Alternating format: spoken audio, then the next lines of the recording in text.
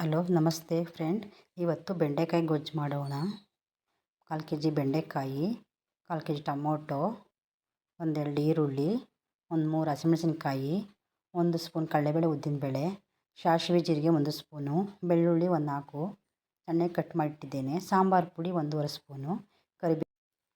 Gas ಹಚ್ಚಿ ಬಾಣಲೆ ಇಟ್ಟು 1 spoon ಎಣ್ಣೆ ಹಾಕಿ ಬೆಂಡೆಕಾಯಿ ಹಾಕೋಣ. ಬೆಂಡೆಕಾಯಿಯನ್ನು ಚೆನ್ನಾಗಿ 1-2 ನಿಮಿಷ ಕಾಲ ಫ್ರೈ ಮಾಡೋಣ. ಬೆಂಡೆಕಾಯಿ 1-2 ನಿಮಿಷಗಳ ಚೆನ್ನಾಗಿ ಹುರಿದಿದ್ದೇನೆ. ನೋಡಿ, ಈ ರೀತಿ ಒಂಚೂರು ಅಂಟಿಲ್ಲದೆ ಚೆನ್ನಾಗಿ ಫ್ರೈ ಆಗಿದೆ. ಬಾಣಲೆ ಇಟ್ಟು 3 ಸ್ಪೂನ್ ಎಣ್ಣೆ ಹಾಕಿ, ಎಣ್ಣೆ ಕಾದ ಮೇಲೆ ಸಾಸಿವೆ ಹಾಕೋಣ. ಸಾಸಿವೆ ಸ್ವಲ್ಪ ಸಿಡಿಯಲಿ. ಈಗ ಇದಕ್ಕೆ ಬೆಳ್ಳುಳ್ಳಿ, ಕಡಲೆಬೇಳೆ ಉದ್ದಿನಬೇಳೆ ಹಾಕಿ ಫ್ರೈ ಮಾಡೋಣ. ಕರಿಬೇವು ಹಾಕೋಣ.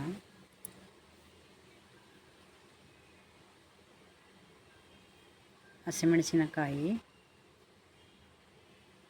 ಫ್ರೈ ಮಾಡೋಣ. ಈರುಳ್ಳಿ ಹಾಕೋಣ. ಈರುಳ್ಳಿ ಸ್ವಲ್ಪ ಫ್ರೈ ಆಗಲಿ. ಈರುಳ್ಳಿ ಚೆನ್ನಾಗಿ ಫ್ರೈ ಆಗಿದೆ. ಇದಕ್ಕೆ ಟೊಮೊಟೊ ಹಾಕೋಣ. ಟೊಮೊಟೊವನ್ನು ಸ್ವಲ್ಪ ಫ್ರೈ ಮಾಡಿಕೊಳ್ಳೋಣ.